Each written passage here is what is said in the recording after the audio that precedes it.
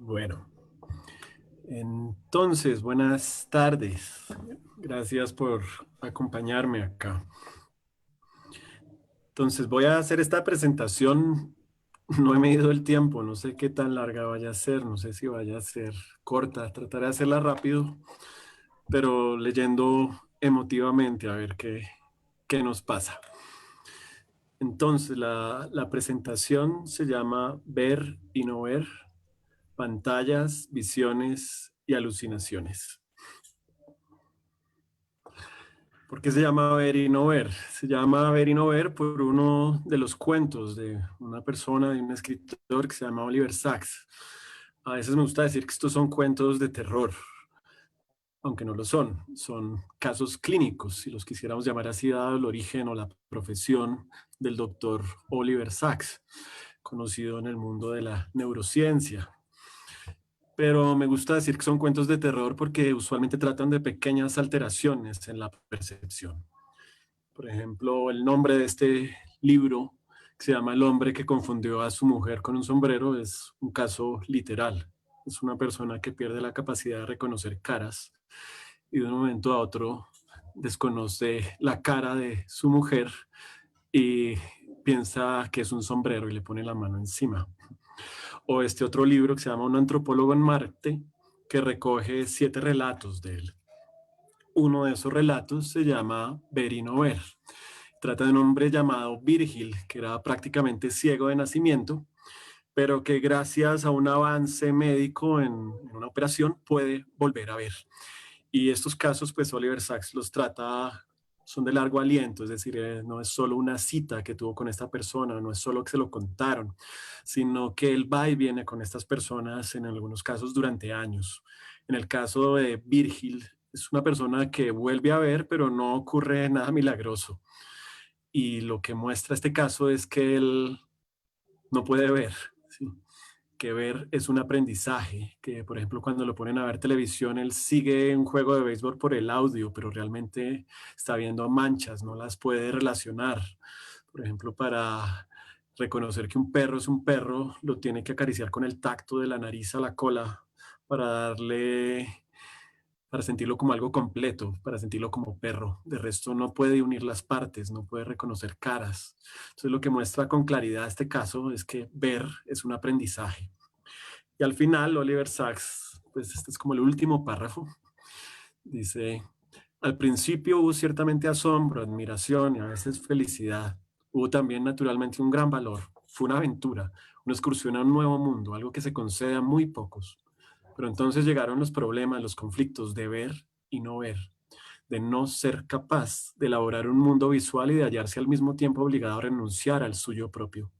Se encontró entre dos mundos y en ninguno a gusto, un tormento del que no parecía haber escape posible. Pero entonces, paradójicamente, se le otorgó una liberación, en la forma de una segunda y ahora definitiva ceguera, una ceguera que recibió como un don. Ahora por fin a Virgil se le permite no ver, se le permitía huir de la luz deslumbrante del confuso mundo de la vista y el espacio y regresar a su verdadero ser, el íntimo y concentrado mundo de los demás sentidos, en que me sale un letrero que no me deja ver.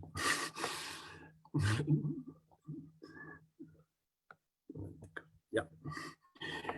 El mundo. Ahora, sigamos viendo.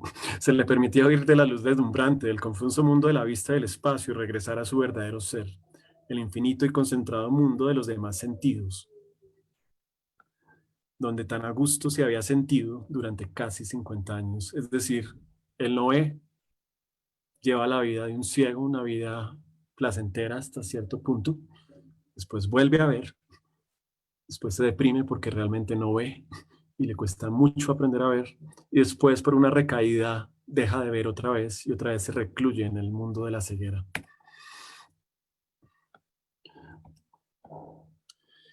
Este es otro texto de Oliver Sacks, se llama El caso del pintor ciego al color. Y es literalmente eso, es un hombre que de pronto es un artista que de pronto empieza a ver en blanco y negro. Todo lo empieza a ver en blanco y negro. El zumo de tomate es negro, la televisión en color es un batiburrillo, es decir, una mezcolanza de cosas. Y este otro caso que me interesa para el caso del área donde tal vez estoy, ¿no? Que es pintura, arte. Entonces, este se llama El paisaje de los sueños y habla de una persona, dice, conocía a Franco Magnani en el verano de 1888 en el Exploratorium de San Francisco, donde se celebraba un simposio y una exposición sobre la memoria.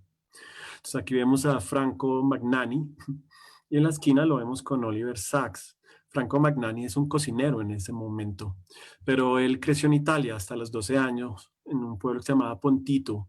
Después tuvo que abandonar el pueblo, después volvió brevemente y ya después se fue a recorrer el mundo.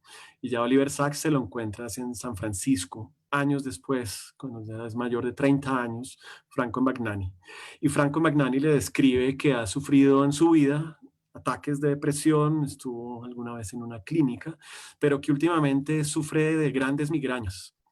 Y en esas migrañas tiene visiones y todas las visiones que tiene son de Pontito, son del pueblo que tuvo que abandonar a los 12 años y son visiones casi de una memoria fotográfica. Y él dice que él, que nunca había pintado, de pronto para poderse sacar estas imágenes de la cabeza, tiene que pintarlas y se sorprende no solo porque nunca había pintado y puede pintarlas, pero se sorprende también como de poderlas sacar de su cabeza, de poder descansar de ellas. Y también la gente después se sorprende cuando se hacen estudios fotográficos donde se muestran, por ejemplo, a la izquierda la fotografía del lugar que la ha pintado y a la derecha se muestra las pinturas que él hace, es decir, los detalles, cada ventana, cada cosa.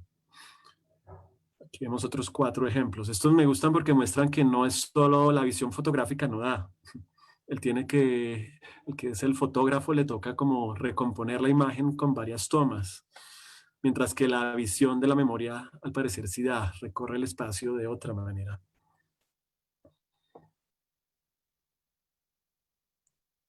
Entonces ahí se ve cada piedra, cada detalle. Y les repito, todo esto es pintado de memoria. Y esas imágenes vienen a la cabeza, él no las puede evitar y solo descansa cuando las pinta. Por supuesto, es reconocido de alguna manera, lo llaman el pintor de la memoria, lo pasean en simposios, también cuando va a Italia, pues le hacen una exposición, él al comienzo se niega a ir a Pontito, después va y es un poco anticlimático, él sentía como que le iba a dar una crisis, pero realmente no pasó mucho, se sorprendió fue de que las cosas no eran como antes, pequeñas cosas, ¿sí? Y Oliver Sacks pues también lo hace famoso, ¿no? Con este libro. Aquí nos cuenta, por ejemplo, cómo Franco él sigue trabajando, sigue sufriendo esas migrañas y sigue trabajando y dice que está entusiasmado en ver cómo puede recrear su pueblo de otra manera. Por ejemplo, está fascinado por la idea de las simulaciones por ordenador del Pontito y por el hecho de que uno pueda ponerse un casco y unos guantes y no solo verlo, sino también tocar su realidad virtual. O sea, como muchos de nosotros, ¿no? Buscando realidades virtuales, buscando galerías virtuales. Pero también Oliver Sacks dice, cuando le conocí a Franco se le anunciaba como un artista de la memoria, dando a entender su afinidad con Proust, el poeta de la memoria. Al principio pensé que de hecho había un parecido. Los dos hombres, los dos artistas, se retiran del mundo a fin de revivir el universo perdido de su infancia. Pero ahora uno tiene la impresión más acentuada cada año que pasa de que el proyecto de Franco difiere totalmente del de Proust.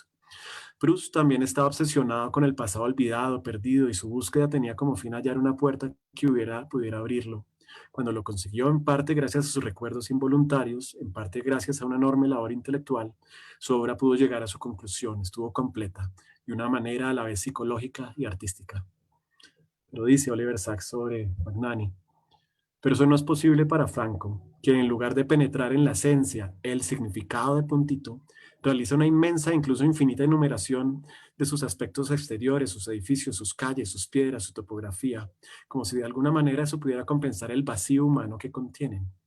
Esto es algo que él solo sabe a medias, aun cuando en realidad no lo sepa. En cualquier caso, no tiene elección, no tiene tiempo, ni gusto, ni capacidad para la introspección, y puede que sospeche, de hecho, que eso sería fatal para su arte.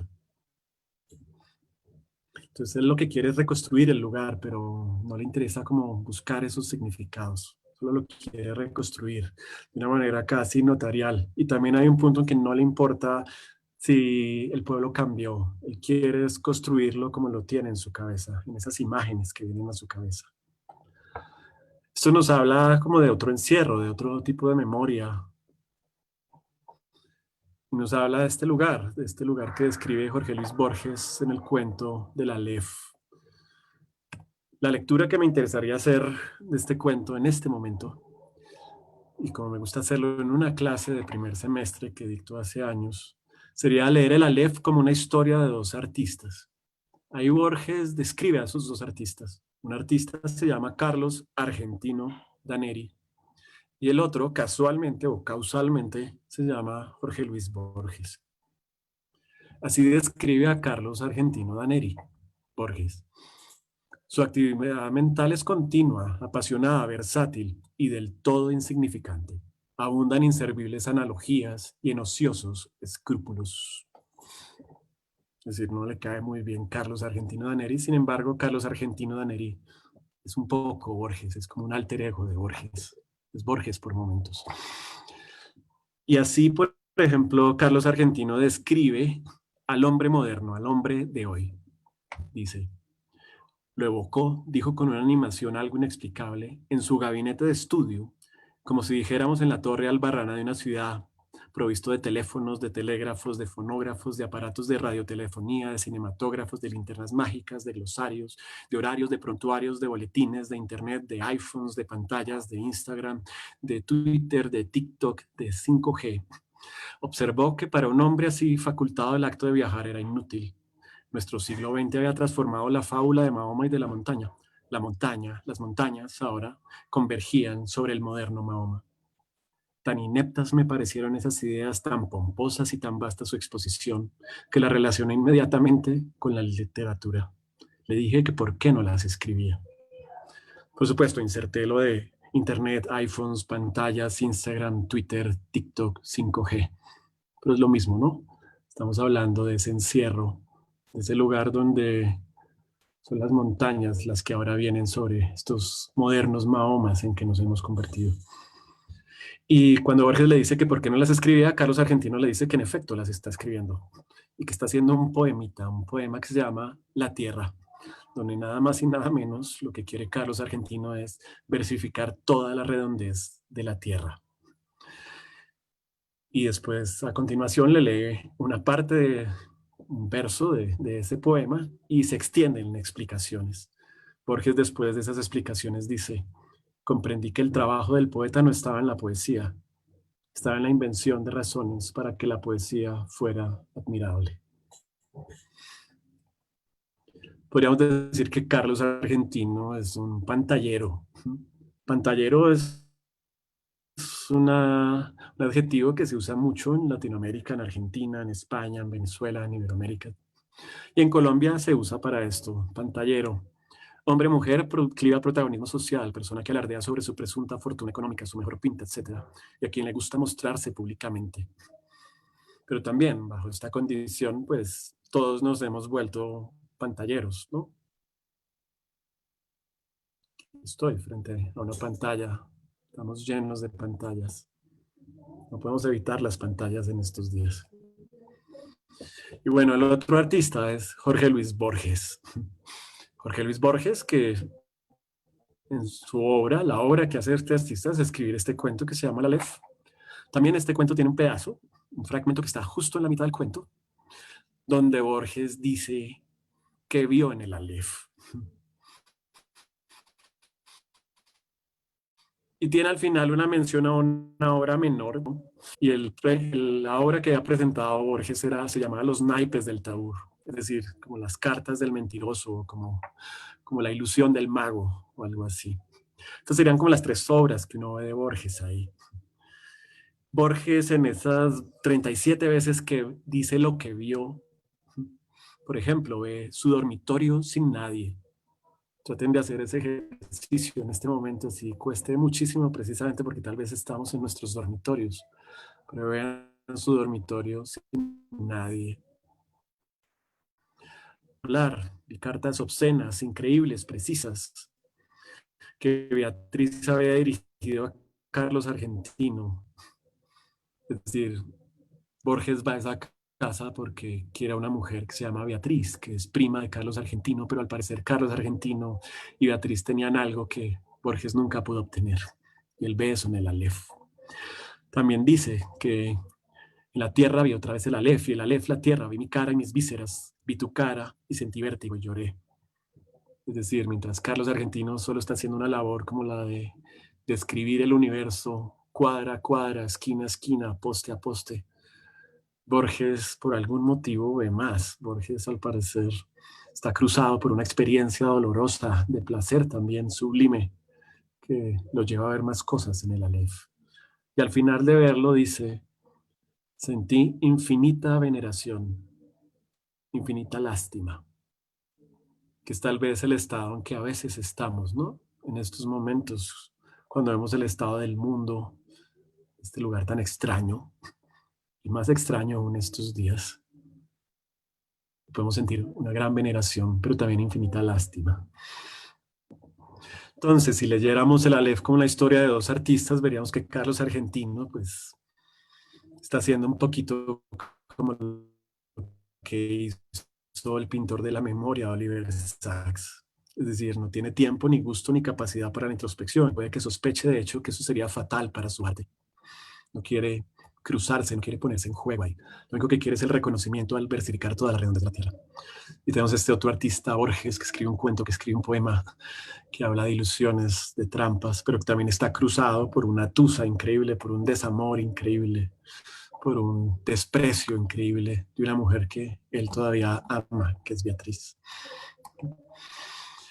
Un detalle que me siempre ha gustado del Aleph. Por ejemplo, Carlos Argentino dice que lo descubrió antes de la edad escolar, al parecer cuando tenía cierta inocencia, y se cayó por unas escaleras. Y él dice, al abrir los ojos, vi el Aleph. Y Borges también, él dice que cerró los ojos, los abrí, entonces vi el Aleph. Es decir, vio ambos para poder ver el Aleph, para poder ver ese punto donde están todos los puntos del universo. Tienen que cerrar los ojos. No sabemos si al abrirlos los abren a la vigilia o los abren al sueño o los abren a la alucinación. Es decir, a veces para ver hay que no ver. Por supuesto, después la experiencia nos devuelve a lo que somos. La respuesta de Carlos Argentino, luego de que Borges ve la Aleph, es: lo viste todo bien, en colores, como si fuera un televisor de plasma, en 5G, sin píxeles, en un canal de Netflix, lo viste todo bien en colores. Pero Borges, miren, Borges sí entiende lo de ver y no ver. Él habla de que tal vez ese Aleph que estaba ahí en la casa de Carlos Argentino, tal vez era un falso Aleph. Y habla de otros Alephs que ha visto en la literatura, pero habla de uno que está al parecer metido dentro de una columna de un templo. Y es un Aleph para oír. Y él dice, ¿existe ese Aleph en lo íntimo de una piedra? Lo he visto cuando vi todas las cosas y lo he olvidado. Nuestra mente es porosa para el olvido. Yo mismo estoy falseando y perdiendo bajo la trágica erosión de los años los rasgos de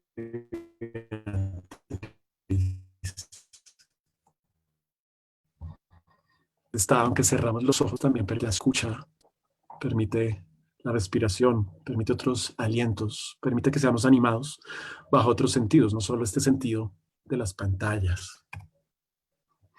Esta historia también recuerda otra historia. Es decir, Borges mira a la Aleph y no lo puede ver sin el filtro de Beatriz. Esa es la imagen que lo ata. Y esta es otra historia. Esta es la historia de un hombre marcado por una imagen de su infancia. Así comienza esta película que se llama La Jetée, La Terminal, de Chris Marker. Es una película breve, fácil de conseguir en YouTube. Dura 28 minutos, de 1962. Chris Marker la llama un fotorromán. es decir, como una especie de fotonovela, fotoromance, porque parece hecha en PowerPoint, está hecha con cuadros quietos, con ligeros movimientos sin disolvencias, pero son cuadros quietos, casi como nos dio paso la imagen. Entonces, por ejemplo, vemos las ciudades de París y el cuadro siguiente nos damos cuenta que la superficie de París y sin duda la mayor parte del mundo ya no está ahí, desapareció. Entonces, ¿qué ha pasado? El mundo ha cambiado. Al parecer la gente no puede estar cerca de otra. Al parecer la gente tiene que estar confinada. Al parecer hay una radiación que nos mata a todos si salimos a la superficie o si nos juntamos con personas que estén en la superficie. Y estos hombres que habitan en el subsuelo de París, hay unos científicos que están viendo de qué manera logran que el ser humano sobreviva. Y este científico le dice a este hombre que tiene esa fijación con esa imagen, le dice que le contó tranquilamente que la raza humana estaba condenada. Este es el hombre que tiene una imagen de la infancia en su cabeza, que el espacio estaba cerrado, el espacio estaba en cuarentena, que el único vínculo posible con la supervivencia era el tiempo, y que ahora los inventores se concentraban en sujetos dotados de imágenes muy fuertes, capaces de imaginar, soñar con otros tiempos, ¿sí? Capaces de ver y no ver, para que pudieran viajar en el tiempo y pudieran traer información para que sobrevivamos. Los hombres que no tienen esa atadura con esa imagen, al parecer, o no llegan a ningún lado bajo este experimento, o vuelven y están locos, no tienen un ancla. Este hombre, como tiene una fijación con una imagen, eso le permite viajar hacia atrás y poder volver y poder viajar hacia atrás otra vez para ver esa imagen. Y ha sido escogido entre muchos debido a su fijación por una imagen del pasado. Entonces, tendremos esta cosa de ver y no ver, tenemos esta idea de la memoria, pero una memoria totalmente afectiva, afectada, y una memoria que puede ser reconstruida en la cabeza, gracias al Aleph, gracias a un sueño lúcido, gracias a ver. Entonces le ponen una inyección, le tapan los ojos y este hombre viaja en el tiempo. Por ejemplo, estaba en el ejercicio en este momento. Se acuerda de que existían jardines. ¿Se acuerdan de que existían jardines? ¿Sí ven? Es posible viajar en el tiempo. Por ejemplo, Borges también se acuerda en el Aleph. Él cuando entra al Aleph, a la casa de Carlos Argentino, ve los retratos de Beatriz. Y ve a Beatriz Viterbo de perfil, en colores, con antifaz, en su primera comunión, el día de una boda, después del divorcio, en el club hípico, con un pequinés que le regalaron de frente de 3/4, corriendo con la mano en el mentón. Y este hombre que se acuerda de que existían jardines, vaya a encontrarse con esta mujer, con esta Beatriz, que le permite viajar en el tiempo, que lo motiva a seguir ahí. Por supuesto, no solo nos gusta ir a jardines, tal vez nos gustaría ir a cine. Este es un texto de Roland Barthes, que está en su libro Lo obvio, lo obstuso, y que se llama Salir de cine, donde Roland Barthes lo que dice es que a él le gusta ir a cine, pero de lo que más le gusta de ir al cine es salir del cine, el estado en que sale del cine. Estar en la sala también, por supuesto, pero lo que le gusta es salir de cine, rumiar esa película. Pensemos en la universidad, tal vez lo que nos gusta de ir a la universidad es ir a la universidad. Lo que nos gusta de ir a clase es salir de clase, el estado en que salimos de clase. Pero también Roland Barthes dice que el cine también es poderoso porque por algún motivo nos llama a ver la película, pero por otro lado también hay un mecanismo que es como una trampa, que es casi hipnótico. Él dice, y él sugiere una manera para ir al cine. Dice, pero existe otro modo de ir al cine, que ya no consiste en ir armado del discurso de la contraideología. Es ir al cine dejándose fascinar 2 veces, por la imagen y por el entorno de esta, como si tuvieran 2 cuerpos, si se tuvieran 2 cuerpos a la vez. un cuerpo narcisista que mira perdido en el cercano espejo y un cuerpo perverso, dispuesto a fetichizar ya no la imagen, sino precisamente lo que se sale de ella, el grano del sonido, la sala, la oscuridad, la más oscura de los otros cuerpos, los rayos de luz, la entrada, la salida. En resumen, para distanciarme, para despegar, complico una relación usando una situación. Entonces, por ejemplo, la relación no es solo con la trama de la película, cómo cerró, cómo fue el fin, sino que él dice que le gusta complicar esa situación, esa relación con la situación del cine, con la situación de esa electricidad que se siente al estar cerca de las otras personas, de la voz y el eco, de no solo estar encerrado en una pantalla. En resumen, para distanciarme, para despegar, complico una relación usando una situación. Por supuesto, eso lo hacemos estos días. Alguien trinaba el 25 de abril, decía, a ver, la segunda temporada de Pandemia ha estado bastante bien, pero creo que colar la subtrama de Kim Jong-un en el último episodio ha sido un pelín forzado, un intento demasiado obvio de sorprender a la audiencia con un cliffhanger inesperado. Ya lo de Boris Johnson me pareció poco orgánico, demasiado acelerado. Entiendo que los guionistas querían introducir un poco de justicia poética, que a nivel narrativo siempre resulta satisfactorio, pero no sé, yo lo habría dejado para la temporada 3 como mínimo. Es decir, esta persona está viendo Pandemia como una serie, esa relación inevitable que tenemos con la pandemia. Él la está convirtiendo en una situación en la segunda temporada. No creo que sea solo un recurso de evasión. Es también un recurso para poder pensar el lugar, para complicarlo, para verlo como un continuo. Por ejemplo, alguien en Bangladesh, el 10 de abril de 2020, soñó esto. Estoy usando uno de esos trajes de PEPE, pero en este caso el traje es extra grande y me hace sentir como un astronauta. Entro en un asentamiento informal, barrio pobre de la ciudad. Camino por casas improvisadas. Estoy aquí para la proyección de una película en el Teatro de los Barrios Bajos. En la entrada me encuentro con algunas personas que conozco de los barrios bajos de Dhaka. Intercambiamos miradas. Estamos paradas en un pequeño círculo, manteniendo distancias entre sí, hablando a través de sus pesadas máscaras. No puedo escuchar lo que dicen. Los sonidos están todos apagados. Muchas otras personas hacen fila para comprar entradas para el cine. Así que me uno a la fila. La línea avanza lentamente hasta llegar al mostrador. Aquí encuentro un grupo de médicos repartiendo entradas para la película. Me piden que escriba mi nombre y dirección y los sigo. Les entrego 38 tacas por 2 boletos, uno para mí y otro para mi madre. Las entradas para el cine son recetas para COVID-19. Después de obtener los boletos me dirijo a casa, pensando que veré la película otro día. Es decir, esta persona proyecta esta película en un sueño. Este lugar, el lugar anterior que recopila sueños, lo encontré acá en esta revista o en este enlace donde decían, ¿por qué usted repentinamente está recordando sus sueños en la mañana? Me llamó la atención el titular, porque recordar los sueños no es algo habitual. ¿Será que todos estamos tan habituados a tomarnos el café y salir disparados al trabajo que ya nadie tiene tiempo para estar en contacto con lo que sueña? Y por supuesto, ese es un fenómeno masivo, ¿no? Muchas personas están diciendo esto.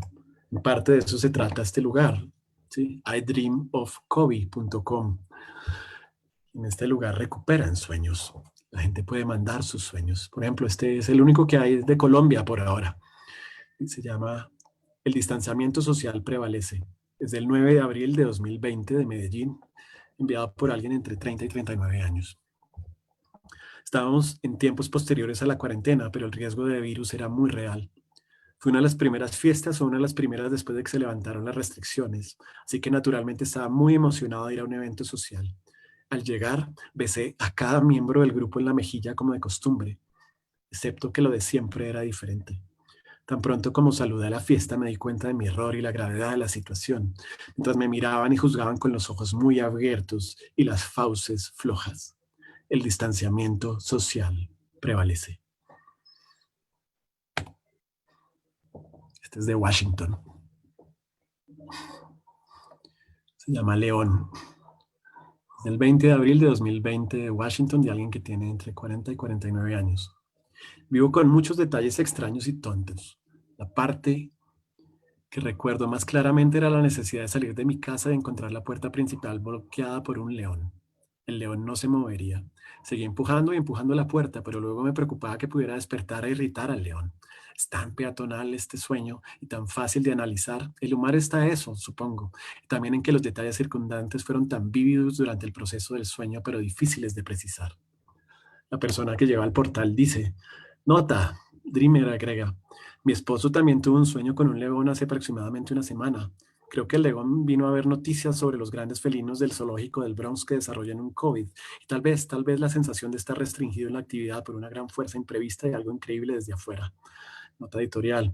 De hecho, hemos visto un aumento en los sueños de los leones en los últimos días, por cualquier razón. Es decir, empezamos a tener los mismos sueños.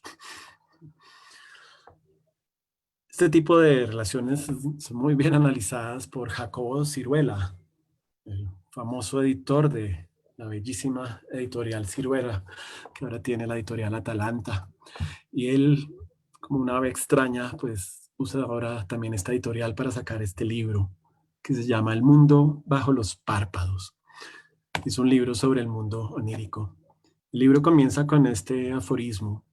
Dice, toda nuestra historia es únicamente la de los hombres despiertos. Nadie hasta ahora ha pensado en una historia de los hombres que duermen. Un aforismo de Lichtenberg.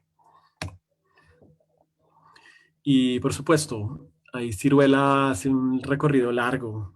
Mira los sueños mitológicos, los sueños en los reyes, los sueños en la historia. Por ejemplo, habla de una persona que se dedicó a recoger los sueños que soñaba la gente durante el nacionalsocialismo en Alemania y qué sueños produjo eso en un gran margen de la población, sueños en las batallas. Pero también habla de los sueños menores. Por ejemplo, este es un poquito extenso, pero lo voy a leer. A tenor de estos ejemplos, podría pensarse que las huellas de la historicidad onírica solo se imprimen en las grandes narraciones colectivas, guerras, convulsiones políticas o cualquier tipo de crisis social que produzca estados de histeria. No es así. La historia del onirismo también se escribe con letra pequeña, en la cálida intimidad de los cuartos cerrados donde el ser humano calienta su propio fuego interior sus largos y difíciles procesos creativos. Este es el caso de un joven poeta inglés que tras haber batallado toda una tarde con un ensayo de crítica literaria, se sentía en ese insidioso punto muerto en el que todo lo escrito parece artificial y deplorable. Esa noche se fue a dormir con el ánimo muy bajo. Soñó que estaba en su cuarto de trabajo y se le aparecía un gran zorro con aspecto de lobo. Sus ojos lo miraban fijamente. El leve temblor de su hocico, un poco abierto y jadeante, dejaba asomar la punta de la lengua e indicaba cierta ansiedad. El zorro levantó su pata derecha. No era la garra de un animal, era una mano humana abierta con la palma y los dedos empapados de sangre. El zorro le habló. Deja lo que haces, nos estás destruyendo. Y posó su mano sobre el papel que había en su escritorio, dejando una huella húmeda de sangre que quedó impresa sobre la hoja en blanco, parecida a un emblema mágico de épocas remotas. El joven se despertó trastornado por las imágenes del sueño, que no se le borraban de la cabeza, y se puso a cavilar en su lecho revuelto sobre el significado que podía tener que el zorro fuera una especie de amigo o aliado en su mundo onírico. Venía, sin duda, desde la zona oscura a comunicarle algo importante de sí mismo que se negaba a ver y que se le estaba mostrando con toda crudeza. Y al fin lo entendió. El dolor del zorro significaba su propio dolor, todo el sufrimiento inútil al que quería poner término. Ya no tenía que seguir obligándose a actuar en contra de su naturaleza. El zorro representaba su verdadera naturaleza, aquello que vivía en su interior y estaba violentando, lo que acabaría por destruir si continuaba actuando de aquel modo. Así pues, este joven abandonó sus estudios académicos para dedicarse íntegramente a la literatura, y la mano ensangrentada fue la señal que le indicó el camino que debía seguir su vida, y llegó a ser un gran poeta, el poeta Ted Hughes. Y aquí concluye este capítulo, Ciruela. A pesar de yacer sepultados bajo un desdeñoso manto de olvido, todas estas oportunas y sutiles interrupciones del onirismo han dejado una huella secreta y sustancial en el rumbo de la historia humana. Si bien es verdad que para tener una idea más amplia y clara del alcance de su incidencia histórica, necesitaríamos clarificar una ingente suma de documentos dispares, reunir un sólido y contrastado corpus que no solo iluminase la fenomenología del sueño en su infinidad de variantes, sino que fuera también capaz de medir la influencia que ha ejercido la historia nocturna en las sociedades humanas. Sabemos que esto nunca se hará y que solo nos queda el parco irrisorio cobijo de imaginar lo que solo nos queda el parco irrisorio cobijo de imaginar lo que habría pasado si hubiéramos hecho acopio de todo ese extraordinario material de la intimidad humana. ¿Qué habríamos descubierto si se hubieran contrastado y analizado convenientemente una considerable cantidad de datos histórico-oníricos, de la misma forma que se han clasificado y estudiado de modo sistemático las distintas materias de las especialidades académicas? Nunca lo sabremos. Pero al menos hemos tomado conciencia, aunque de forma fugaz y perecedera, de que a la historia de los hombres despiertos les falta, como clavaba Lichtenberg, una historia de los hombres que duermen. En otro capítulo más adelante, que se llama El espacio onírico, Ciruela habla de personas que han estudiado los sueños, que han tratado de hacer esa historia del onirismo. Y habla aquí de una persona que se llama Ouspensky, y dice que tiene un libro en A New Model of the Universe, escrito en 1914, encontramos una descripción muy ilustrativa de cuál era el carácter de sus experimentos oníricos. En este libro, bastante leído por cierto durante los años 30 y 40 del siglo pasado, refiere cómo logró despertar por primera vez mientras dormía. Se encontraba en el interior de una habitación vacía. Un gatito negro maullaba a unos cuantos metros de sus pies. Todo era tan real que se dijo, estoy soñando. Pero ¿cómo puedo saber si estoy realmente dormido o no? Y pensó, vamos a intentarlo de esta manera. Convirtamos este gatito negro en un gran perro blanco. En estado de vigilia, una cosa así sería imposible de creer. Mas si ahora funciona, quiere decir que estoy verdaderamente dormido y estoy soñando.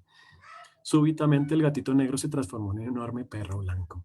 Al mismo tiempo, la pared que tenía enfrente comenzó a desvanecerse lentamente, mientras iba transparentándose una gran montaña rocosa con un río caudaloso que se perdía en la distancia.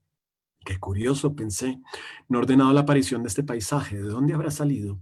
Y un recuerdo medio desvaído comenzó a removerse en mi interior, y el recuerdo de haber visto ya ese paisaje en otra parte, y la sensación de la existencia de una íntima conexión entre el paisaje y el perro blanco. Pero de pronto entendí con toda claridad que si me dejaba llevar por ese vago recuerdo me olvidaría de lo importante que debía recordar, que estoy durmiendo y soy consciente de mí mismo.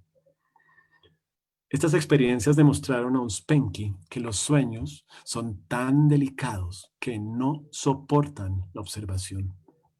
La observación los transforma. Al comparar sus visiones nocturnas y analizarlas, comprobó que los sueños sufrían sutiles mutaciones siguiendo los dictados de la voluntad.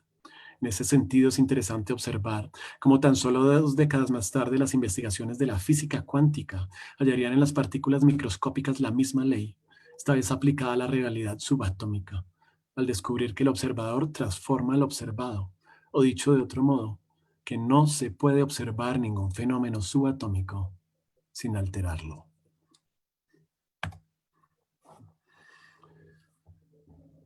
Buscando más sobre Oliver Sacks, recordé uno de sus últimos libros, Alucinaciones. Y en este Oliver Sacks me pareció importante mencionarlos porque distingue sueños de alucinaciones. Él dice, los sueños son fenómenos neurológicos además de psicológicos, pero muy distintos a las alucinaciones del síndrome de Charles Bonnet. El que sueña está completamente inmerso en su sueño, generalmente participa activamente de él, mientras que las personas que padecen el síndrome están despiertas y conservan su conciencia crítica y normal. Las alucinaciones del síndrome, aun cuando se proyectan hacia el espacio externo, están marcadas por una falta de interacción. Siempre son silenciosas y neutrales y rara vez transmiten ni evocan emoción alguna. Se limitan a lo visual, sin sonido, olor ni sensación táctil. Son remotas, como imágenes de una pantalla de cine en una sala en la que uno ha entrado por casualidad. La sala de cine es la propia mente. Sin embargo, las alucinaciones no parecen mantener una relación personal profunda con quien las padece. Por ejemplo, uno de los casos habla de Rosalí, una mujer ciega desde hace unos años, pero que de pronto empieza a ver todo tipo de cosas, empieza a alucinar con ellas. Rosalí dijo que sus alucinaciones se parecían más a una película que a un sueño. al igual que una película, a veces la fascinaban y otras la aburrían. Todo ese subir y bajar, tanta vestimenta oriental. Iban y venían y todas parecían no tener que ver con ella, eran imágenes mudas y la gente no parecía fijarse en ella. Aparte de ese misterioso silencio, las figuras parecían bastante sólidas y reales, aunque a veces tenían solo dos dimensiones. Pero ella nunca había experimentado nada parecido, así que no podía dejar de preguntarse si se estaba volviendo loca. Y Oliver Sacks le explica que sus alucinaciones, aunque parezca mentira, no son infrecuentes en personas ciegas o con la vista dañada, y que no se trata de visiones psiquiátricas, sino de una reacción del cerebro a la pérdida de la visión. Y le dice que eso se llama el síndrome de Charles Bonnet. Entonces me llama la atención los sueños, lo que soñamos estos días, pero también qué reacciones tiene la pérdida de la visión, qué reacciones tiene la limitación de nuestra visión a las pantallas o a un solo espacio de reclusión. ¿Hasta qué punto podemos empezar a soñar, alucinar? Eso también le llamaba la atención y a muchas personas, pero aquí en este texto que se llama Otro afuera, dividido en tres partes, de Carolina Sanín, publicado hace poco en un diario de la revista de la Universidad de México, ella detalló un pedacito de estos sueños mezclados con casi un carácter alucinatorio. Me llama la atención que al tiempo que se vivifican nuestros sueños, insistimos en ver animales en los espacios públicos de nuestras ciudades, en las redes sociales que son el espacio de contacto y comunicación que nos queda y por el que nos desplazamos sin movernos de nuestro lugar como cada noche hacemos en los sueños. Nos hemos mostrado con emoción desde que empezó la cuarentena animales no humanos que ocupan el afuera del que los humanos nos hemos ausentado. Ponemos a los animales, jabalíes, venados, pavos reales, osos hormigueros en nuestro lugar. En el sueño de las redes sociales, construimos el sueño de recorrer nuestras calles en otra forma, en otra encarnación. En los animales que recorren el mundo entero como su propia casa, que se mueven por el mundo como por la realidad, y no como por un escenario, como nos movíamos nosotros que salíamos a interpretar personajes y que, confinados en nuestra casa, nos hemos quedado sin escenario ante el espejo. Carolina Sanín. Entonces, vi que me equivoqué un poco en el título de la charla. Por eso le sumé sueños, separándole de alucinaciones y visiones, para mostrar este estado en el que estamos. Voy a mostrar ahora un pedacito de esta película.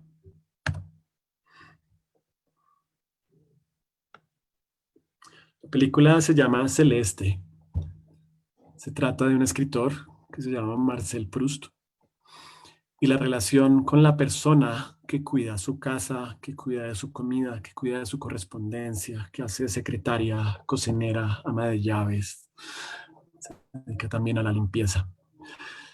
Ya bien avanzada la película, hay un momento en que ella solo puede asistir a su habitación, solo le puede llevar la comida a Proust cuando él la ha llamado.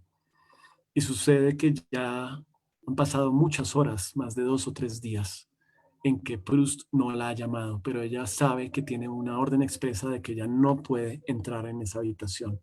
Ella también alucina, no sabe qué ha pasado, se duerme despierta, se lo imagina muerto. Esto es lo que pasa.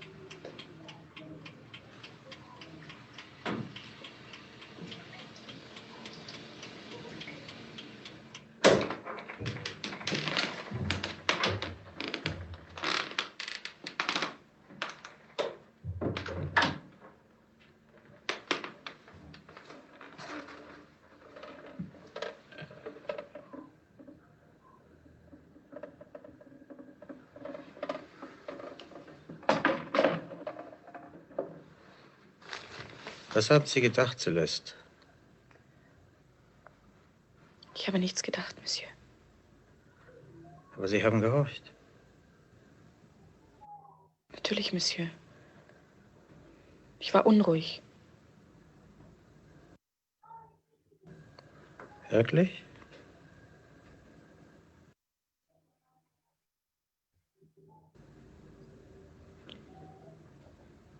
Monsieur, ich habe mir solche Sorgen gemacht.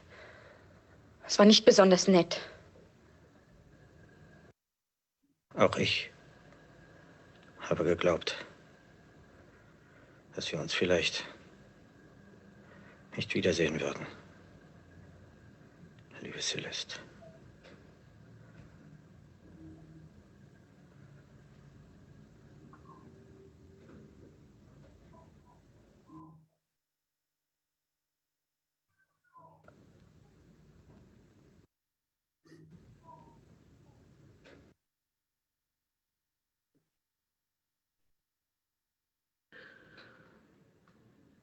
Er hat wissen wollen, wie Sterben ist.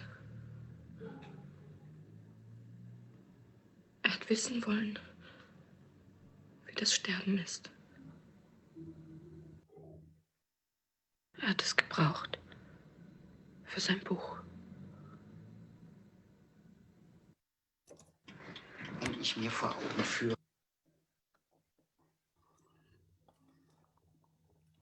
Entonces, esa historia, Proust, o ese escritor o ese artista, está casi todo el tiempo metido en su cuarto, recreando, alucinando, y como lo estamos viendo, tratando de entender las muertes, ¿no? Las pequeñas, las grandes, las muertes amorosas, las muertes de un mundo del ayer, las muertes diarias.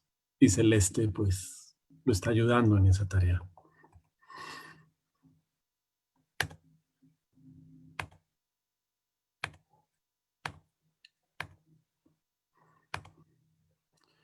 Por supuesto, era, en mi caso, de nuevo evocar esta película que se llama Nuestra Película, de Luis Ospina y Lorenzo Jaramillo. Así describe Luis Ospina esta película. Con el largometraje documental Nuestra Película 1991-1993, mi obra dio un giro inesperado pero bienvenido. Se trataba de un encargo muy particular.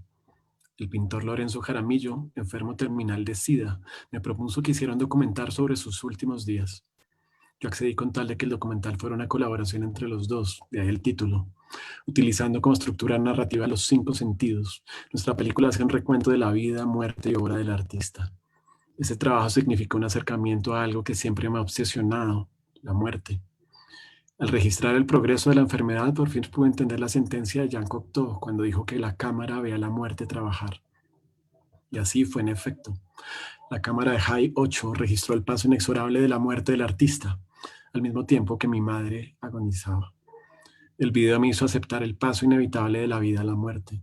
De nuevo el video como resurrección. Luis Ospina, en palabras al viento, mis sobras completas, página 74. Y por supuesto, también hay risas en esto. Lorenzo Jaramillo descubre la pizza, pero también hay ceguera. La película empieza también con un sueño que tiene Lorenzo Jaramillo, con una vuelta a la vista. Cómo vemos los sueños, cómo vemos las alucinaciones, cómo vemos las pantallas, cómo vemos estas ventanas. Aquí vemos 3 pinturas que podríamos calificar de surrealistas. Surrealistas, tal vez como adjetivamos algo cuando nos parece que algo es raro, extraño, onírico. Pero también una de las causas del surrealismo, y por eso se considera que fue una revolución mental, filosófica, es no ver contradicción, es ver un continuo entre el día y la noche, como se ve aquí en El Imperio de las Luces de René Magritte. Es no ver contradicción entre hombre y mujer, no ver contradicción entre animal y humano, solo complejizarlo, solo entenderlo, no ver contradicción entre virus y vida. Un texto dice: Aristóteles distingue al hombre de los animales de ojos duros y secos, aquellos que carecen de párpados, esa especie de litro de membrana tegumentaria que sirve para proteger el ojo y que le permite a intervalos regulares encerrarse en la noche del pensamiento interior o del sueño. Lo terrorífico del animal de ojos duros y de miradas secas que ve todo el tiempo. El hombre puede bajar el fragma, regular el diafragma, limitar la vista para oír mejor, recordar y aprender. ¿Cuál puede ser el diafragma de la universidad? Cuando preguntaba lo que la institución académica, que no debe ser un animal esclerotálmico, un animal de ojos duros, es decir, un animal sin párpados, debía hacer con sus vistas, era otra forma de preguntar por su razón de ser y por su esencia. ¿Qué es lo que el cuerpo de esta institución ve y no puede ver acerca de su destinación, de aquello con vistas a lo cual se mantiene en pie? ¿Es amo del diafragma? Este texto forma parte de una conferencia larga, extraña, compleja, llena de citas, de ires y venires, pero supremamente lúcida, que da Jacques Derrida en la Universidad de Cornell. Se llama Las pupilas de la universidad, el principio de razón y la idea de la universidad. Y como lo dice la cita, ¿qué pasa con esos animales que carecen de ese párpado, que todo el tiempo están viendo, que no se pueden encerrar en la noche del pensamiento interior o del sueño? Y también todas estas preguntas que nos competen hoy. ¿Qué podemos ver y no ver de la universidad? ¿Cuál es puede ser el diafragma de la universidad? Y estas dos imágenes sacadas de una de la página de la universidad recientemente, donde dicen: los Andes le decimos sí a los sueños. Se habla de un crédito hipotecario, pero por supuesto le tenemos que decir sí a los sueños de otra manera. Aquí tenemos una imagen del rector Alejandro Gaviria que puso en Instagram, donde sale él mismo tomándose una selfie ante un espejo. No es que esté vendiendo el espejo, pero lo que dice es llamativo. Dice: 1 mes y 4 días de aislamiento. La vida doméstica y laboral se confunden para bien y para mal. Saludos y mucha suerte a todos. Es decir, tenemos a un rector que al parecer entiende lo de parpadear, un rector que al parecer entiende esa necesidad de encerrarse en la noche del pensamiento interior o del sueño y de no temerle a eso y de no temerle a esa muerte que forma parte de este continuo. Él ha escrito bastante sobre eso y lo ha sentido en cuerpo propio. Ya casi para cerrar, al comienzo del semestre en una clase que se llama Artista, Hora y Espacio y que quería dictar este semestre, y es una clase sin programa porque era la primera vez que la dictaba así en un continuo de 3, 4 horas. Uno de los primeros ejercicios que hicimos fue que se dibujara el taller, dibujar el sitio desde donde se hacían las cosas. La mayoría, como es natural, dibujó su cuarto. Estos días, desde que empezó esto, no he parado de pensar en estos cuartos, en estos lugares que en ese momento dibujamos en el salón desde esa lejanía o desde la lectura de Borges, de imaginarse ese cuarto vacío. Y ahora pensar en todas estas personas que están ahí, pero ¿qué estarán soñando estas personas? ¿Qué estarán alucinando? Otro cuarto. Otro cuarto. Muy bonito cuarto.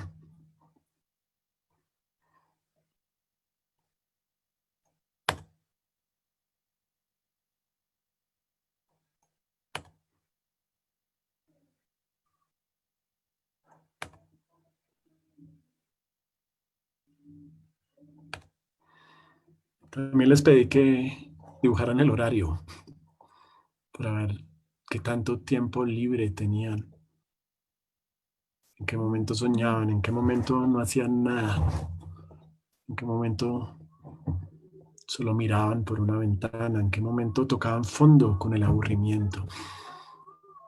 Me sorprendió que en la mayoría de los casos había poco ocio, o el ocio estaba limitado a unas fracciones mínimas, y todo el día parecía en función de trabajar, trabajar y trabajar.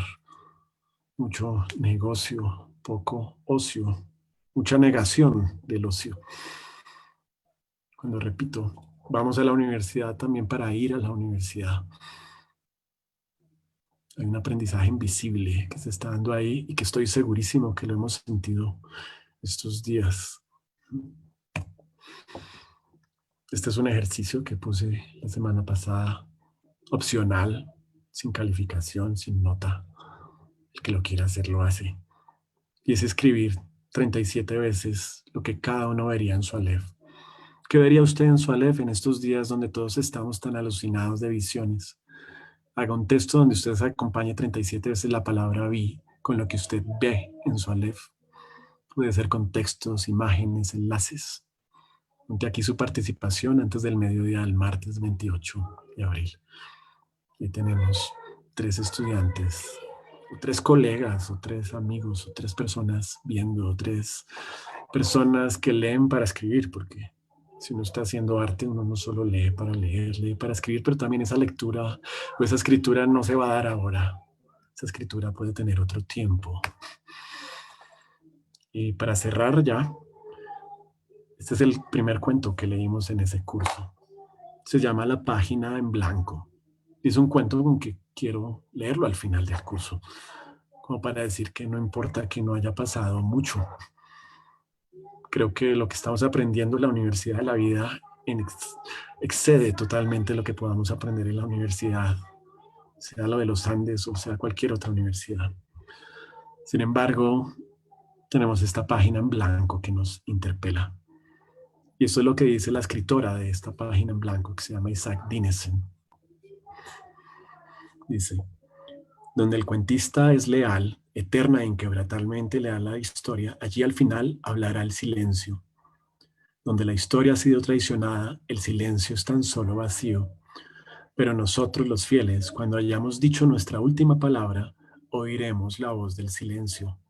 ¿Quién entonces cuenta mejores cuentos que cualquiera de nosotros? El silencio. ¿Y dónde lee uno cuentos más profundos que en la página más perfectamente impresa del más precioso libro? En la página en blanco. Cuando una regia y valerosa pluma en su momento de mayor inspiración haya puesto por escrito su cuento con la tinta más rara de todas, ¿dónde entonces puede uno leer un cuento más profundo, más dulce, más alegre y más cruel que ese? En la página en blanco. La página en blanco, Isaac Dinesen. Eso sería, no sé qué siga por ahora.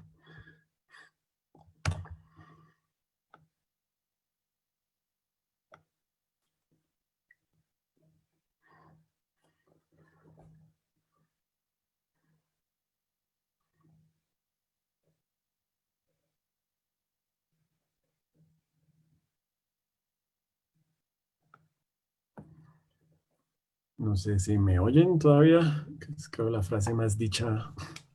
Sí, Lucas, estamos esperando si en el chat hay preguntas. Listo. Solo hay comentarios, pero creo que están ¿Sí dando se oyó todo el tiempo? completamente, sí. Ah, bueno.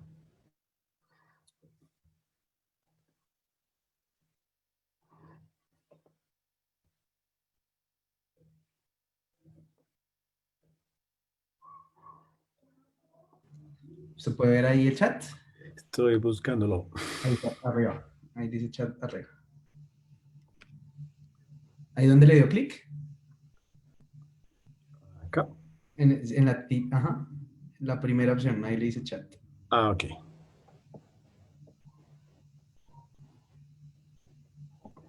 El sitio del... Ah, bueno, a ver, vamos buscando. 2 minutos, comenzamos. Ujú.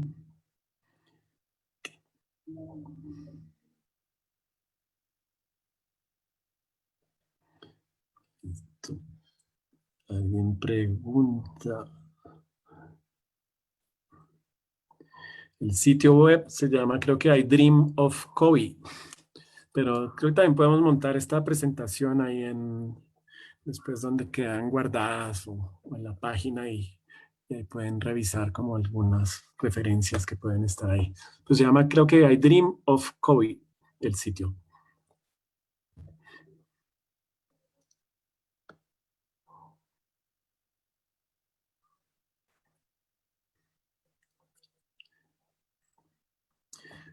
Orlando Navarro dice, se ha perdido la capacidad de soñar, tal como hemos perdido otras funciones y sentidos, la orientación, el olfato, el paladar, por ejemplo. Eso es muy llamativa, ¿no? Sobre todo con el coronavirus, donde uno de los síntomas o uno de los efectos es perder el olfato. En algunos casos, por supuesto. Pero grave, ¿no? Perder el olfato. Piensen en todo lo que pierde con el olfato. De pronto se desenamoran si pierden el olfato. Y todas esas frases que tenemos con el olfato. Y también, pues el olfato es algo que se va perdiendo, ¿no? Con el tiempo. Por ejemplo, a mí, mi hijo, hay cosas que no le gusta comer. Y no le gustan comer no por los colores, sino porque le huelen diferentes. Y también ellos detectan el olor diferente del papá a como lo detecta de la mamá, como lo detecta con la edad. Entonces, llamativo esas pérdidas.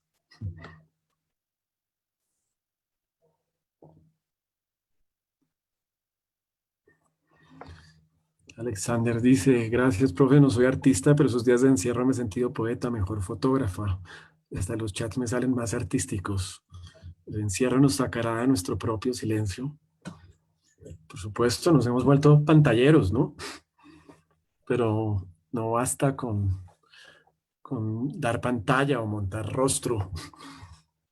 Si realmente no somos atravesados por algo, ¿no? Si no nos ponemos en juego. Por supuesto, habrá personas que no lo pueden evitar, como nuestro amigo de Pontito, que le llegan esas migrañas, le llegan esas imágenes y casi que está registrando piedra a piedra ese pueblo de su memoria. Pero me llamaban más la atención los otros, ¿no? El caso de Borges, como esas visiones vienen cruzadas con otras cosas, ¿no? Entonces, sí, es un buen lugar de expresión, de encierro y si estamos más en contacto con lo que soñamos y hacemos el ejercicio tal vez consistente de estar en ese continuo del sueño, en la vigilia, creo que pueden pasar muchas cosas.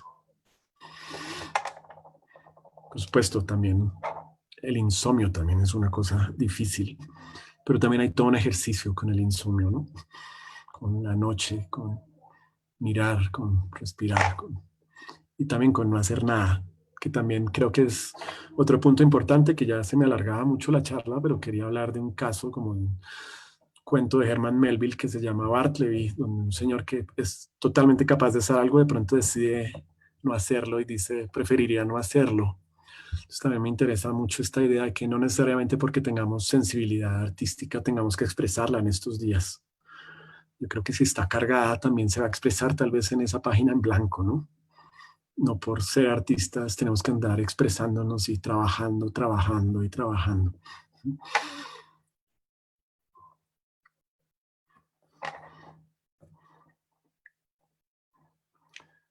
Camilo Quiroga dice, ¿a cuál sueño podremos aplicarles todas estas reflexiones? Al sueño aspiracional, al sueño como proyección del subconsciente, a ambos.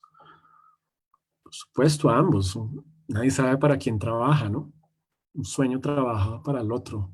Pero por eso me interesa un poco como lo pone Ciruela en su libro. Él casi no, y prefiere hablar de lo onírico, porque él dice que en parte esta cosa de los sueños se instrumentalizó mucho. Por un lado, en psicologismos, gracias en parte al interés, el gran aporte de Freud en la interpretación de los sueños, pero también la gran perversión no de la lectura de Freud, sino de cómo fue eso, como de aclararnos la confusión. Y por eso me interesa otra cita que leí del libro de Ciruela, donde dice que los sueños son delicadísimos, ¿no? Cuando uno los observa, cambian. Y me gusta esa observación también de la realidad, ¿no?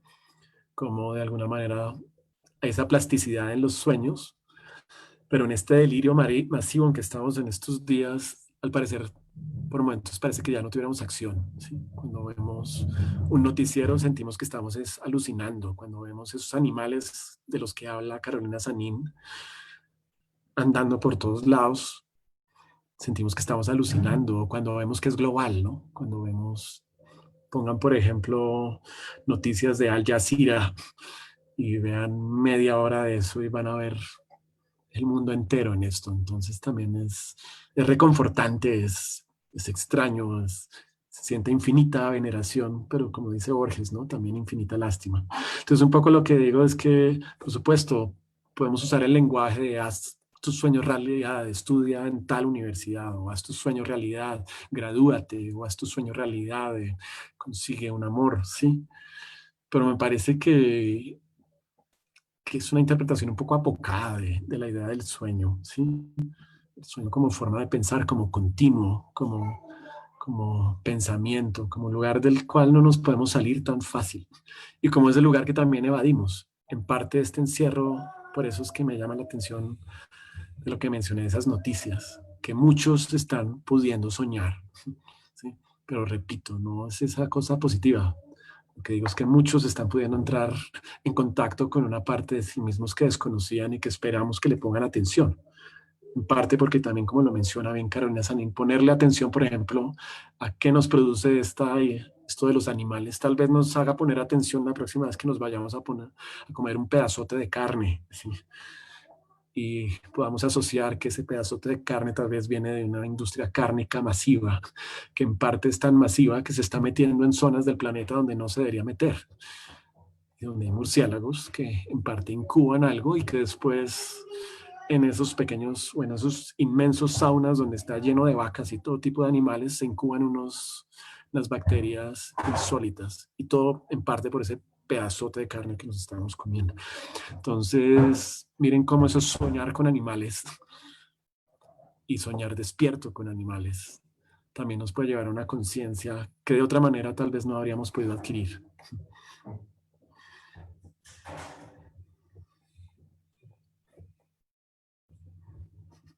Está bonito. Oscar Nichoy dice, estudié artes y creería que lo soy. En esta época nunca me he sentido tan a gusto de ser yo. Suena un poco egocéntrico, pero es así. Qué alegría refugiar la mente en materializar las ideas. Claro, Oscar. Es lo que hace Borges, ¿no? Por supuesto que es totalmente egocéntrico. Borges es tan egocéntrico que se inventa un alter ego. Pero ese alter ego, miren, él también lo sufre. En ese alter ego, él ve todas sus pretensiones. Incluso, si leen el Aleph, lean el poema que pone Carlos Argentino y después abran un libro de Borges al azar, tal vez de los primeros poemas, y lean un poema de Borges. Pueden ser muy parecidos. Por eso también hay que leer ese cuento con mucho humor, ¿sí? Pero también no basta solo la expresión. El arte no es solo expresión, es también autoconfrontación. Pero esa autoconfrontación viene del lenguaje mismo, viene también de esa ilusión que hemos creado. Y sostener esa idea es importante. Sostener esa idea es importante.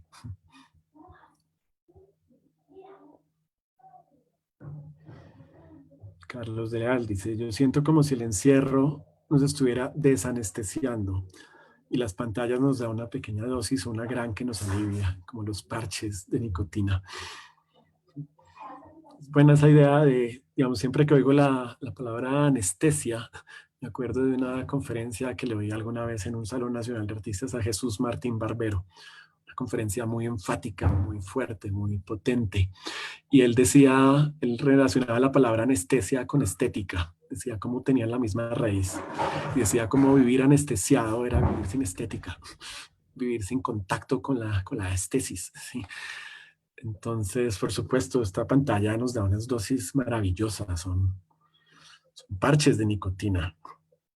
Yo, por ejemplo, he aumentado mi participación en Twitter, pero también siento que eso es como el bazuco. También a veces extraño en las épocas en que solo leía Twitter y no participaba.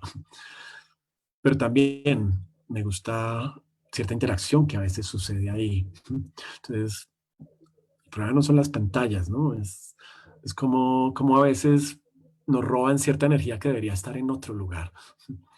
¿Sí? Traten solamente de ver muchas pantallas antes de dormir. Se dificulta dormir.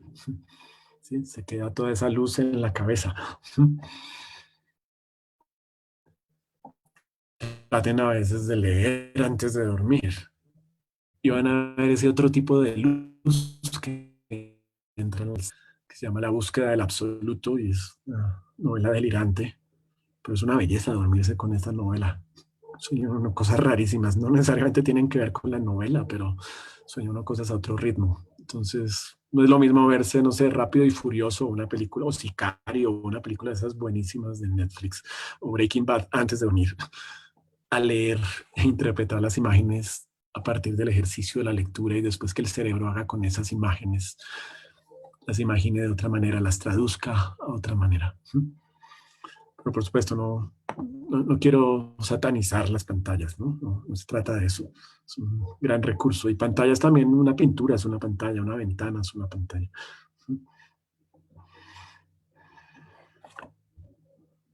Un tocayo que se llama Lucas dice, Lucas, ¿cuál es el papel del cuerpo en los sueños? Ni idea, no sé. Me gusta esa interacción a veces, ¿no? De, digamos, un sueño húmedo o cuando uno está a punto de dormirse y hay un pie que le pega una patada a un balón o algo así y hace que todo el resto del cuerpo se despierte. O las posiciones de dormir. O el ejercicio que uno hace, digamos, tal vez para recordar los sueños, no despertarse inmediatamente, sino quedarse un rato con los ojos ahí cerrados, sintiendo el peso del cuerpo y haciendo todo el esfuerzo por recordar lo que uno soñó. Pero a veces también es un lastre, ¿no? También es un miedo. Por ejemplo, si sueñan que tienen miedo a las alturas, buenísimo poder botarse al abismo, ¿no? En el sueño. O también recuerdo alguna vez un profesor de derecho que se llamaba Carlos Álvarez, que nunca tomé clase con él, pero sí pude asistir. Él hacía unos almuerzos donde iba a almorzar a la oficina de él y él leía textos. Y Carlos Álvarez entonces nos leía en ese momento, el momento que pude coincidir porque tenía unos amigos de derecho. Él leía las enseñanzas de Don Juan, de ese cuestionable personaje que se llama Carlos Castañeda, pero que hay grandes cosas interesantes sobre los sueños ahí y sobre las alucinaciones. Y uno de esos ejercicios, tanto en los sueños como en las alucinaciones, o en los sueños sobre todo, era tratar de verse las manos. Decía que un comienzo como para poder participar del mundo de sueños, para recordarlo, para participar de esa transformación, era verse las manos. Pero también recuerden, ¿no? Cuando estén preocupados, cuando estén cansados, cierren los ojos y pónganse las manos encima de los ojos, así, por un rato. Y van a ver qué sirve para ver, ¿no? O cuando algo nos aqueja, o un dolor inmenso, un accidente, cerramos los ojos, por supuesto, para proteger la vista, pero también porque a veces ese sentimiento nos embarga, ¿no? Pero por supuesto hay muchas salidas a eso, muchas salidas.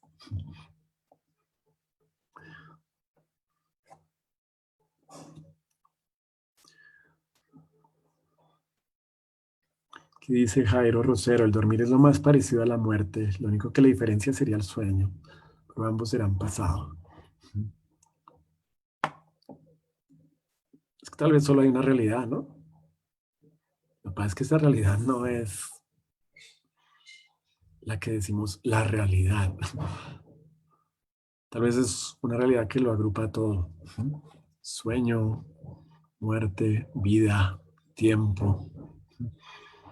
Tal vez solo hay una realidad.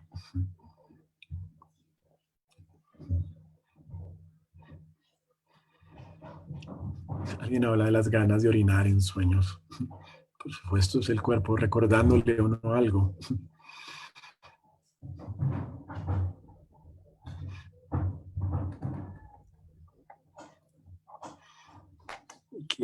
El distanciamiento social, que se podía leer como el acercamiento al núcleo de la sociedad o a lo que soñamos, a lo que somos o quisiéramos convertirnos. Hacer un presupuesto del tiempo.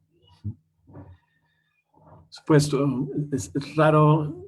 Me acuerdo en la primera clase, en la segunda clase de ese curso de Artista Obra de Espacio, lo que mencionaba era cómo le había cambiado el horario al curso para que solo fuera continuo en 3 horas y para tratar de hacer un ejercicio de presencialidad total.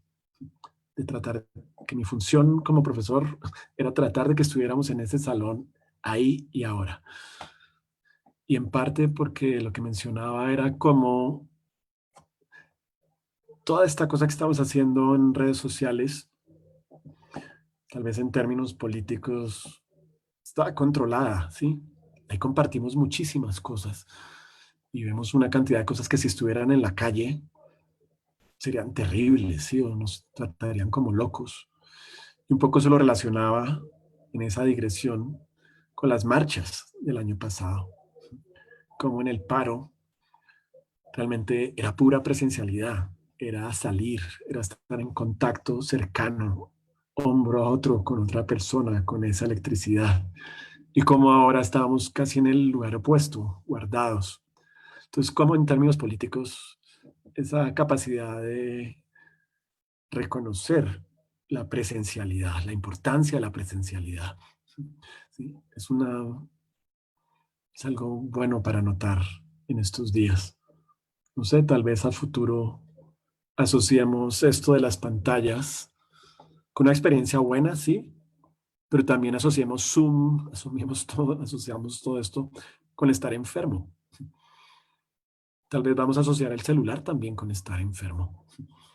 Y no es que haya algo malo de estar enfermo, pero eso nos va a hacer entender que tal vez tenemos que poner el celular en otro sitio mientras estamos con alguien.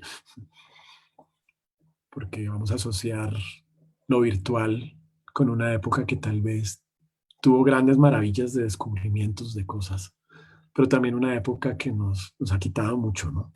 Nos ha quitado una dimensión de participación política en la calle, pero también nos ha quitado una electricidad que tiene el contacto, ¿no? Que tiene entrar a un salón, que tiene dirigirse hacia algún lugar.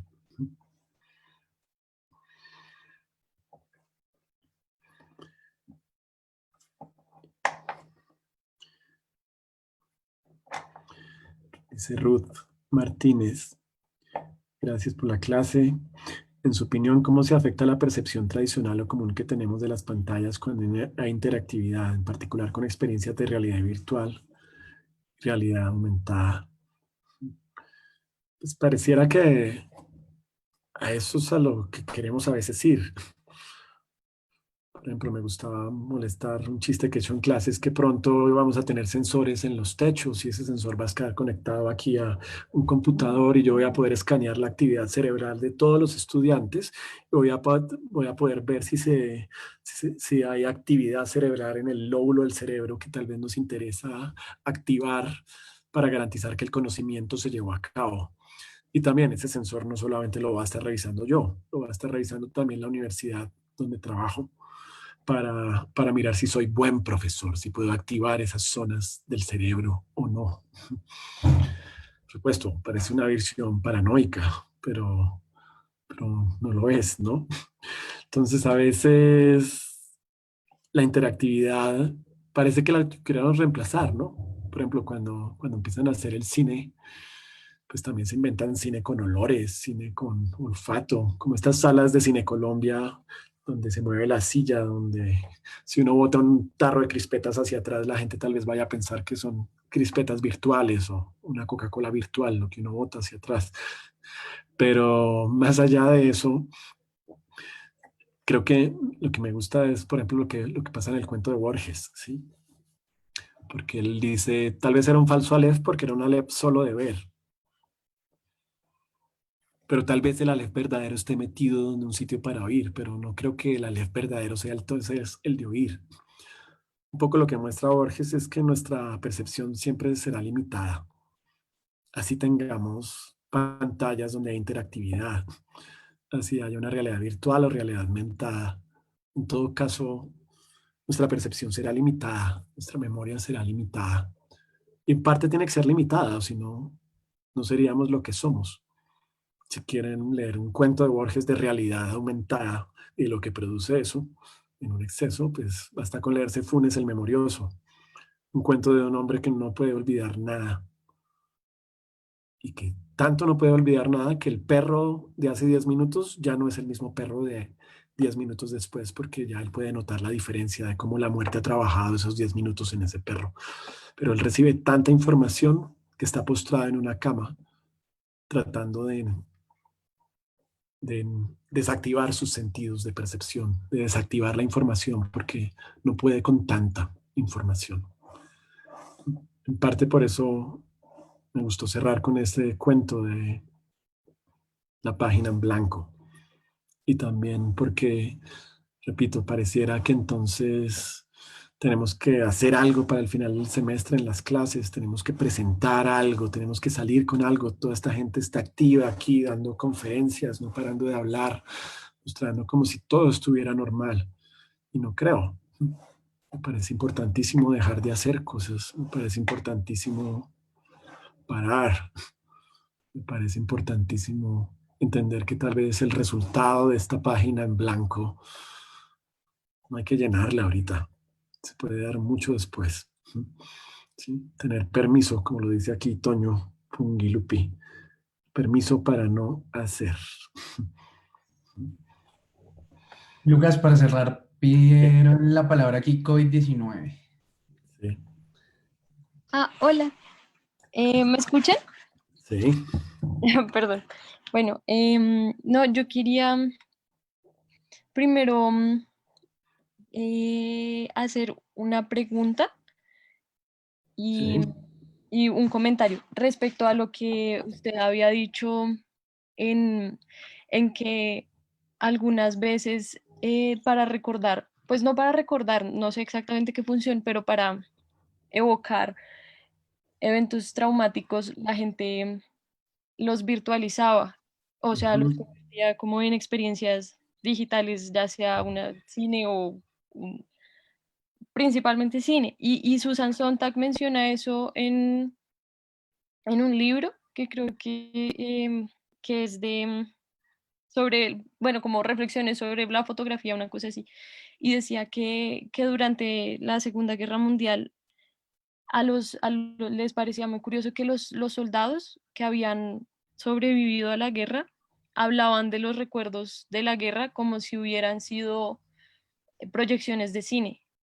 Y mm, pues ella no da un veredicto respecto a por qué eso pasa, pero yo pensaba que también esa especie de distanciamiento virtual es como una forma de evocar el trauma, como pensar que no pertenece a una realidad real, sino a una virtual. Y entonces pensando en eso, a mí me impresionó un poco como toda la actividad, digamos, en Instagram, pues empezó como a aumentar. Mis amigos usualmente casi no ponen nada en Instagram y ahora ponen como selfies diarias y no sé qué. Y me parece como súper extraño, como que una amiga me dijo como que no, que es que era una forma de existir también en la mirada del otro, pero yo le decía que a mí me parecía que eso no era realmente la mirada del otro, pues una mirada a través de una pantalla implica un montón de obstáculos, no sé, que eso no es realmente mm, la mirada del otro. Y no sé, me parece muy extraño como si, como esa construcción de la mirada narcisista en, en la mm. virtualidad. Entonces quería preguntarle como usted qué opina de eso, qué piensa de eso. Pues me acabo de acordar, hay otra conferencia de Borges que obviamente no me cabía acá, pero él tiene, son como 7 conferencias que da y una es sobre el sueño. Y no, yo tengo pésima memoria, pero tal vez lo único que me acuerdo de esa conferencia habla de las pesadillas y cosas así, pero tal vez lo que más me quedó es que él dice algo así como que uno nunca está más solo que cuando sueña. Entonces también me parece que esta evasión a lo onírico y esta sobreexhibición diurna en redes también lo que muestra es una incapacidad para estar a solas, ¿sí? Mm, Y creo que si nos quitan eso, pues nos están quitando mucho, ¿sí?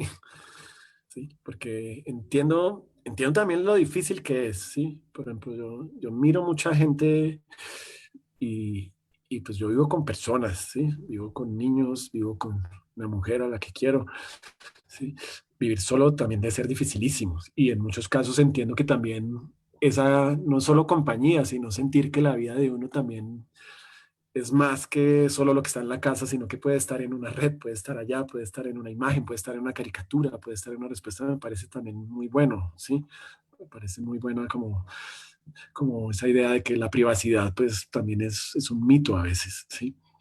mm, Pero me preocuparía en el sentido de realmente como de estarlo haciendo para evitar ese que uno es cuando uno sueña, ¿sí?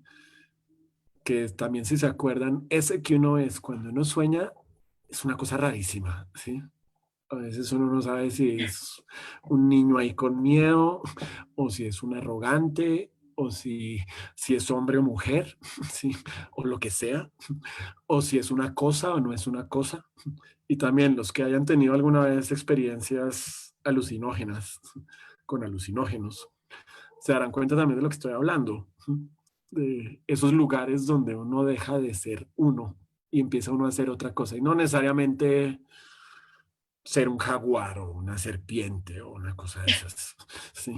Sino solo ser otra cosa, ¿sí? Solo perder el género, por ejemplo, y ni siquiera ser queer o trans o eso, o perder la vigilia o perder la confianza en lo que se ve, ¿sí? Que nuevamente también son experiencias dolorosísimas, ¿sí? Con algunos alucinógenos, habrá otros que son puros juegos pirotécnicos, ¿sí? Pero hay unos que obligan a hacer cierto trabajo. Entonces, un poco a lo que ves que me llama la atención también esta profusión de sueños o de personas diciendo lo que están soñando, pero porque me parece supremamente activo, vital, ¿sí? Pero no necesariamente para encontrar una explicación, sino simplemente para recordar el sueño y tenerlo presente. Y después para cuando estemos soñando, estar también ahí en el sueño. Después de todo pasamos un tercio de la vida soñando, más o menos, ¿sí? Entonces, ¿por qué no estar ahí también? Por supuesto, en literatura hay cantidades de ejemplos de esto, ¿no? Está, sí, la vida es sueño, está en parte el Quijote, sí. El Quijote se enloquece por un exceso de lectura, un exceso de internet, sí, sí. Pero le toca salir, le toca hacer cuerpo, ¿no?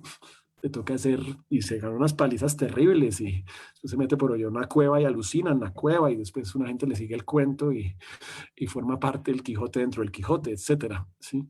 Pero un poco a lo que voy es que sí es un trabajo, pero es que el trabajo no está en el trabajo que tengo que entregar para la clase. El trabajo no está en la imagen que tengo que montar en Instagram. El trabajo no está en la entrada del diario que tengo que hacer para mañana, ¿sí? El trabajo está en otro lugar, ¿sí? Está, y creo que en los lugares más potentes en ese momento donde estás en el sueño, ¿sí? O en soñar despierto, ¿sí? Ahí hay un trabajo importantísimo. Llámenlo meditar si quieren, llámenlo hacer ejercicio, pero creo que es otra cosa, es como esto nos está cambiando, ¿sí? Como esto no creo que sea solo un sueño, un virus que salió de un sitio por allá, no, no creo que sea solo eso, ¿sí? Esto también habla como de un malestar humano, ¿sí? También de, miren la precisión con que actúa esto, miren a quienes afecta, miren cómo ingresa por la respiración, ¿sí? Entonces parece una invención también, pero también una invención que da cuenta de alguien que necesita pensar unas cosas, porque hay unas cosas que el paciente no está haciendo muy bien, ¿sí? Entonces, también esa temporalidad me parece importante, ¿sí? Sé que me extendí por otros lados, pero tal vez mi recomendación, tal vez a esos amigos y a uno mismo también, es menos Instagram, menos TikTok y más sueños, ¿sí? Más sueños y menos comunicación, ¿sí? No, no creo que el arte sea una forma ni de conocimiento ni de solo comunicación. También el arte es una forma de incomunicación, ¿sí? De decirle al otro, estoy sintiendo algo o soñé algo que nunca te va a poder contar, ¿sí?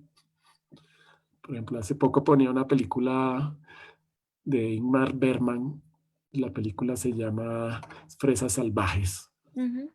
y es una película un poco sobre eso, alguien que está como en el final de su vida y tiene unos sueños que no puede contar, porque no hay manera de contarlos. Es más, apenas lo intentamos contar, ya el sueño es frágil, ya no va a ser el sueño que soñamos. Pero creo que eso nos da una mejor conciencia de la finitud de lo humano. Por eso los políticos nunca hablan de los sueños. ¿Qué se estará soñando Donald Trump en estos días? ¿Soñará o habrá bloqueado ese contacto con sus sueños? Piensen que de las dos drogas que ofrecemos en este país al mundo, una es la cocaína, que es una droga que da cierta potencia sexual y permite seguir fiesteando y permite estar despierto y hablar mucho, hablar más que yo. Pero la otra droga es una droga laboral, ¿no? La cafeína. Y es también una droga, terminan en ina las dos, ¿sí? pero también es una droga para bloquear el sueño. Es una droga para que apenas nos despertemos, nos tomamos un café e inmediatamente salimos del sueño, salimos de ese estado. Tal vez si nos quedáramos pensando en lo que soñamos, no llegaríamos al trabajo, no llegaríamos a la clase. Entonces, precisamente me interesa ese lugar, pero repito, a veces no es un lugar comunicable, no es, vamos a hacer realidad tu sueño, ¿sí? Digamos, hay otro gran director de cine que se llama Michelangelo Antonioni, y la mayoría de películas de Antonioni son sobre eso, sobre cosas que no se pueden comunicar. O las películas de Tarkovsky son películas también así, donde está pasando algo y no sabemos muy bien lo que está pasando. Pero estamos hechos de esa misma materia, ¿no? Como dicen por ahí, estamos hechos de la misma materia de los sueños. Pero repito, no estoy tratando de plantear un universo en Disneyficar esto, en algo vacío o en algo que nos hará mejores, ¿sí? Solo estoy diciendo que es importantísimo estar en contacto con eso. Y también entender también nuestras alucinaciones diarias. El dinero, pues todos lo sabemos, ¿no? Es un invento. Así como los derechos humanos también son un invento humano. Eso no está escrito ni en las estrellas ni en el sol, ¿sí? Pero esas alucinaciones también son importantes en muchos casos, ¿no? Y es importante compartirlas. Hay personas que al parecer no las entienden, sobre todo a veces lo de los derechos humanos. Pero por supuesto es un invento, no es una verdad. Pero creo que estar en contacto con los sueños, precisamente como son tan rigurosos los sueños y tan confrontadores y tan implacables a veces nos permite entender mejor la vigilia. Sí, sí, cosas así. Entonces, sí, menos TikTok y más sueño. Lucas, Gracias. muchas gracias. Bueno, a ustedes, muy amables por quedarse hasta este punto. Bueno, gracias. Gracias.